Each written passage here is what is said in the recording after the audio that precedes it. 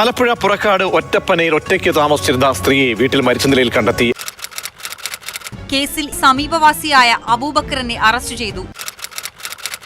Police ഇന്നലെ arrest ചെയ്ത അയൽവാസിയായ വയോധികനല്ല യഥാർത്ഥ പ്രതി. കൊലപാതകം നടത്തിയത് മുൻപ് അയലത്ത് താമസിച്ചിരുന്ന ദമ്പതികളാണ്. സ്വാതന്ത്ര്യത്തിന്റെ വാതിൽ വീണ്ടും അബൂബക്കറിന്റെ മുന്നിൽ തുറക്കപ്പെട്ടു. സത്യം തിരിച്ചറിഞ്ഞൊപ്പം നിന്ന മകന്റെ തോളിലേക്ക് കണ്ണീരോടെ ചാഞ്ഞു.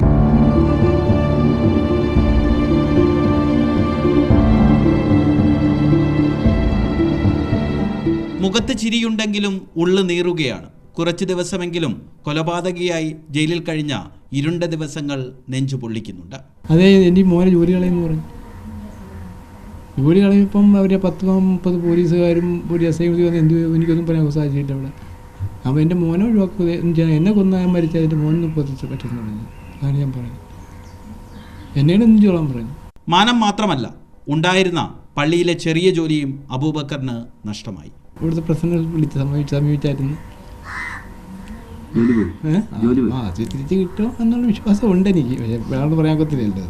വയോധികയുടെ കൊലപാതക കേസിൽ അറസ്റ്റിലായ തൃക്കുന്നപ്പുഴ പതിയാങ്കര സ്വദേശി സൈനിലാബുദ്ദീനും ഭാര്യ അനീഷയും റിമാൻഡിലാണ്. അബൂബക്കറിനെ കൊലക്കുറ്റത്തിൽ നിന്ന് ഒഴിവാക്കിയെങ്കിലും ബലാത്സംഗം, വീട്ടിലതിക്രമിച്ച് കയറൽ തുടങ്ങിയ വകുപ്പുകൾ നിലനിൽക്കുമെന്നാണ് പോലീസിന്റെ വിശദീകരണം. വയോധികയുടെ വീട്ടിൽ നിന്ന് മോഷ്ടിച്ച മൊബൈൽ ഫോൺ കൊലപാതകികൾ ഓണാക്കിയില്ലായിരുന്നുവെങ്കിൽ അബൂബക്കർ ഇപ്പോഴും ജയിലിലായിരുന്നേനെ. രഘുനാഥ് നാരായണൻ, മാതൃഭൂമി ന്യൂസ്, ആലപ്പുഴ.